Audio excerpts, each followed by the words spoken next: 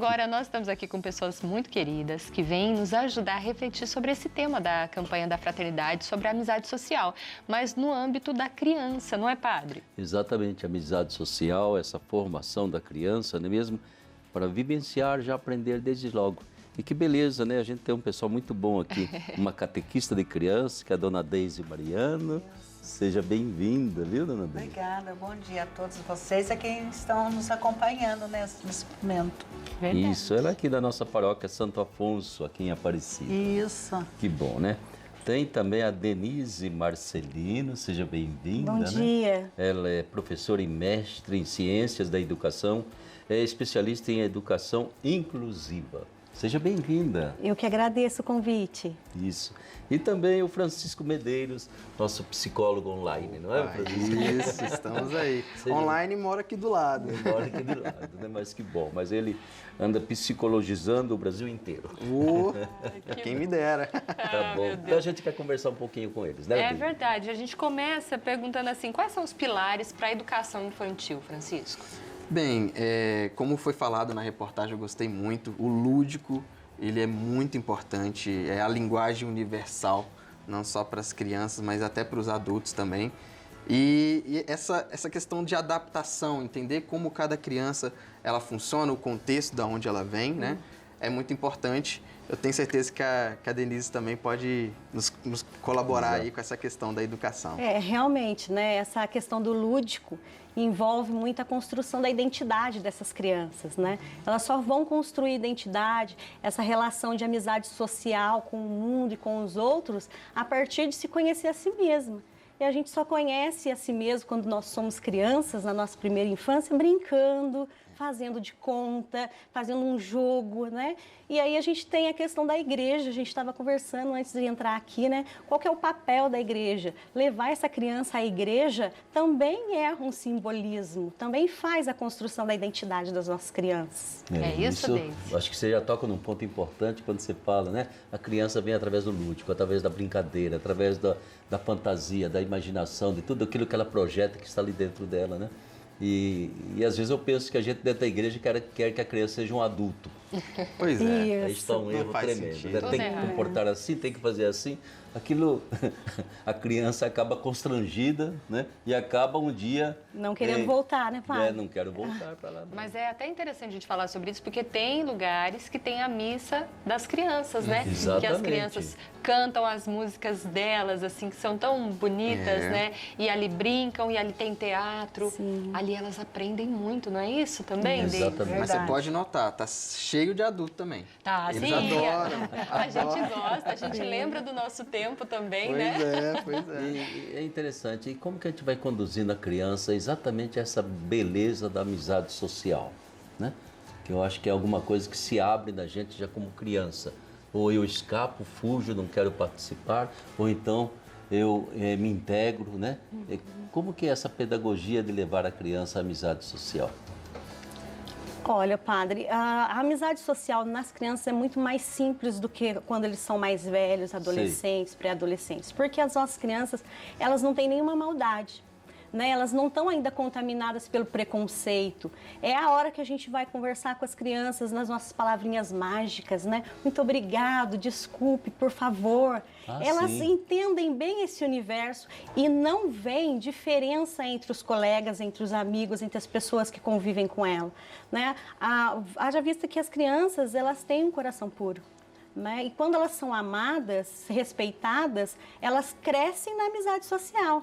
São crianças mais afáveis, são crianças mais abertas à diversidade, né? Não vê diferença, não vê defeito nas outras pessoas. Com certeza, o amor e o respeito que essas crianças têm desde pequenas, se forem mantidos até a idade adulta, eu acho que o Francisco pode falar disso, vai transformar a nossa sociedade e trazer adultos também mais sadios, com certeza, e mais amigos de todos, né? Não só escolher as amizades, né? Sim. A dona Deise, que é catequista, já deve ser há bom tempo, né, dona Deise? Sim, graças a Deus. Eu me lembro que às vezes a gente era criança, a catequese era feita de leis, mandamentos, pecados, demônio por todo lado, inferno, e aí a gente tem que se comportar, né? Eu acho que, graças a Deus, já escapamos desse tipo de esquema, né? E isso tudo, como que a criança entende? A gente vai educando a criança, né? Para que ela seja realmente um próximo, para que ela se aproxime do próximo. A generosidade, a gente fica estupefato diante de certas crianças, né? E ao mesmo tempo, muitas vezes, encontra alguns que são meio diabinho. Como que é isso na catequese? Fazer com que a criança perceba, né, que é o amor, é a amizade, é a proximidade, é a bondade que faz a gente ser cristão e cristã e não somente ter medo dos mandamentos, tem que obedecer isso, tem que fazer aquilo, tem que se comportar assim, assado. Como que você vê isso na sua experiência? Então, é uma experiência muito bonita, porque a família é a base de tudo. Sim. Então, se já em casa os pais já dão essa oportunidade de integrar a criança dentro desse âmbito social, passando valores para ela, de como ela pode se comunicar mais, pode se dar melhor com os coleguinhas, ensinar a partilhar, ensinar valores que realmente ela pode fazer com que ela ensine o amiguinho a crescer também, a ter vontade de praticar. Então, os pais sentarem com as crianças e ensinar isso, olha, vamos cuidar das suas coisinhas direitinho, porque você pode até mais no final do ano, aquilo que está bem conservadinho, doar para uma outra criança que não tem. Sim. Vamos fazer uma visita para um doente, para o nosso amiguinho, para o seu amiguinho que não foi na escola porque não estava bem, levar ele a fazer essa visita e mostrar para ele esse carinho, esse dom de estar partilhando com ele aquilo que realmente ele está passando, né? Ensinar aquilo que realmente ele possa levar para a vida dele. Né? Então, ele chega na catequese, ele vai partilhar com o catequista e com os outros coleguinhas o que ele fez durante aquela semana. Né? Tem um testemunho muito bonito de uma família que o pai faleceu, a mãe ficou com os filhos pequenos e ela recebeu ajuda naquele momento. Sim. Quando ela conseguiu realmente vamos supor assim, normalizar a situação dela, sim, ela ensinou o quê? Os próprios filhos a estarem ajudando. Então, chegava no final de semana, ela juntava os filhos e falava assim, olha, vamos na casa da nossa vizinha lá, que ela está precisando de ajuda, cada um faz uma atividade. Então, ela foi ensinando as crianças. Consequência de tudo isso hoje, essa família hoje tem um filho que é sacerdote, tem uma filha que é religiosa e os outros que estão engajados na comunidade. Por quê? Com a presença da mãe, com o ensinamento da mãe, eles aprenderam o quê?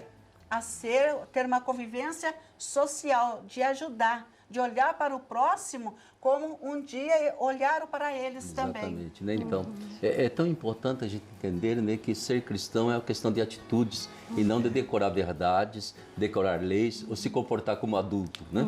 É uma questão de atitudes. Eu tenho uma ceninha que eu guardo muito bem num garotinho que estava com a balinha e o outro queria também a bala e ele não tinha. Ele partiu a bala do dente, né, para dar uma metade para o coleguinha dele. Então, isso são importantes, né? E você, como é que você vê, então, nessa experiência imensa que você deve ter com gente de todo canto, né? A criança, né? Como educar para atitudes humanas, atitudes cristãs, como que você vê? Eu entendo, assim, e gosto da compreensão de que tudo é uma brincadeira. Isso. Se você parar para pensar, na missa, por exemplo, querendo ou não, é um tipo de brincadeira, né? Salvo, claro, toda a sacralidade, a gente canta, a gente louva. E aí o adulto, às vezes, ele quer uma seriedade com a criança que não faz sentido, né? Ele quer passar um comando, às vezes corrigir, de uma maneira que a criança não vai compreender. Ela compreende com o lúdico, né? Ela compreende com a brincadeira. E se a gente entende isso, aquele adulto, opa, calma aí, deixa eu reconfigurar, adequar o que eu quero passar para essa criança através de uma brincadeira, de um momento lúdico, de às vezes uma competição, uma habilidade. Isso fica muito mais fácil de ser transmitido, de ser compartilhado com a criança, né? E é difícil, né? Adulto, cabeça dura. Nossa! Que quer que a criança seja adulta a todo custo e dá pito na criança, como eu dizia, né? Uma coisa que preocupa, não sei se vocês sentem essa preocupação, é como que a gente pode educar a criança, que vai ser inevitável, já está sendo, a criança usar as tecnologias modernas. Eu acho que esse é um dos grandes desafios. Que desafio. Porque nem os Exatamente. adultos estão sabendo. Exatamente. Como que né? vocês veem educar a criança para aquilo que não é mais, não há possibilidade de evitar, não adianta tirar, eu vou ter que educar. Eu acho que é o limite, né, padre? Sim. Eu acho que os adultos são os culpados da tecnologia ser vilã. Porque a criança, ela está à disposição da pessoa adulta. Sim. Então, o que a gente tem visto hoje? Os pais usam muito a tecnologia e fazem dessa tecnologia, às vezes, uma babá. Então, naquele horário que eu quero que a criança fique quieta, Pois que a é. criança seja um adulto, eu dou o celular. E aí está o erro, né? Porque usar a tecnologia é infinitamente positivo quando essa tecnologia traz criatividade, essa tecnologia traz interatividade. Você pode escolher o programa que a criança vai poder assistir, um programa religioso, um programa lúdico, né? Qualquer tipo de atividade você tem na tecnologia. Sim. Só que o que acontece? Sem supervisão, essa criança vai para qualquer canto, porque a internet é terra de ninguém. E aí, essa supervisão que o pai não faz é o ponto negativo. E o tempo, né? Hoje a gente tem uma pesquisa da Unesco que diz que as crianças até 5 anos podem usar 1 hora de tecnologia por dia. De 5 a 12 anos, 2 horas de tecnologia por dia. Os jovens e os adultos, 3 horas de tecnologia por dia. Tem pai que fica o dia todo na tecnologia. Que a criança tem que, pelo amor de Deus, meu pai, me dê atenção, porque quando você não está trabalhando, você está na tecnologia. Né? Então, a qualidade do tempo tem que ser muito bem E até resolvida. 2 anos, 0. Não adianta, Né? não Que é pode. difícil, né? A Porque gente é tem filho difícil. pequeno, eu tenho, Sim. eu Olha o tenho um dedinho, olha o Francisco, dedinho. ele tem um Vicente, pequenininho, Eu né? tenho a Alice, minha neta. Olha só, menos de 1 ano meu filho tem, o dele Pois também. é. Quanto tempo tem a Alice? 4. 4 anos. Gente, é muito difícil, porque de fato é isso, né? A criança passa o olho pela TV e fica ali, olha, brilham os olhos, né? E a gente tem que tomar o maior cuidado. Sim. Porque, de fato, aquilo ali pode ser uma babá. Mas não deve. Não. Não é? Porque eu fico Não. pensando sempre assim, olha, Ela o meu não tem filho está ali interação. voltado para a televisão, mas e quando ele vai dar atenção para mim? Quando eu quiser atenção, como é que vai ser? Pois E a é. Será que ele interação vai? dessa criança com as outras, né? Exatamente. Porque a tecnologia ela é muito imediatista. Então, eu quero mudar de canal, eu mudo. É eu quero muito mudar estímulo, né? estímulo visual. Hoje a gente tem, e o Francisco também pode falar sobre isso, e na catequese também as crianças querem levar o Mas- celular, né? Então, a gente tem esse problema na escola. É um É muito problema mais que- interessante a tecnologia do que as aulas que o professor vai dar. E, por outro lado, a criança nasce e já dá lição de celular pra gente, que é mais velha. Ela já sabe como Ó o lidar. dedinho, né? Não sabemos. Mas uma coisa que eu queria que você pensasse Sim. um pouquinho. Será que, já deixando esse lado da tecnologia, né? Quando a gente encontra crianças que já trazem marcas negativas, né? Como que a gente lida com essa criança? E não são poucas. Principalmente, eu não digo por ter feito mal à criança, mas pelas omissões daquilo que vocês estão dizendo, né? É uma criança que tem pai e mãe quase invisíveis, né? Ou sem nenhuma disponibilidade. Como que você sente? Olha, eu até, quando você foi falando, fui lembrando de um camarada, não sei se vocês conhecem, Jesus. Claro que conhece, né? Mas ele falou algo muito importante, o acolhimento às crianças. O acolhimento, ele é fundamental. Qualquer técnica, qualquer tecnologia, ela não vai ser melhor do que o acolhimento. Então, uma intervenção profissional, qualquer pessoa técnica não vai fazer nada com aquela criança sem o acolhimento devido. Então, A afetividade. a afetividade, o afeto, a empatia, o estar presente conscientemente, isso já faz uma diferença enorme. E nós temos pesquisas mostrando de epigenética que mostra que mesmo as marcas negativas da infância, ao longo da vida, com acolhimento e um desenvolvimento saudável, isso pode ir sendo contornado pela mentalidade, pelo cérebro ali, vai criando novos caminhos de possibilidade. Sei. Então a criança ela não fica, foi traumatizada, então vai ser para sempre assim. Não exatamente. Podemos acolher e fazer algo por ela. Ótimo, né? Não vai se conformar, né? Ele vai ressignificar toda a sua história. Acho que esse que é o ponto. Perfeitamente. Nossa, quanta coisa boa, não é, padre? Para conversar muito mais, mas o chefe já mandou cortar. Hoje o diretor falando assim, gente, está acabando e nós queremos agradecer muito vocês, né? Obrigada. Pela presença aqui, que vocês continuem sendo sal da terra e luz para esse mundo, né? Cada um na sua área aí. E que deixa uma mensagem também para quem está em casa sobre a questão da amizade social com as crianças. Como que nós devemos plantar? Rapidinho. Olha, a gente precisa trazer amor, né? Eu acho que o amor, o respeito, né? A família se respeitando, se amando, ela vai ter amor para dar, né? A gente não dá aquilo que a gente não tem. Então, se eu recebo amor, eu dou amor. Se eu recebo respeito, eu dou respeito ao outro. Então, pais e mães, né? Respeitem os seus filhos. Amem os seus filhos, acima de qualquer coisa. E isso, com certeza, eles vão ser encaminhados para o caminho do bem e, com certeza, encontrarão a luz lá na frente e serão um exemplo para a sociedade, com certeza. Deise. Então, que os pais dê mais atenção para as crianças na parte da catequese, Sim. né? Porque uma das dificuldades nossas, catequistas, é fazer com que os pais levem as crianças para a Santa Missa, né? Porque é o que eu digo para eles, basta um olhar. Jesus trocou um olhar com as pessoas.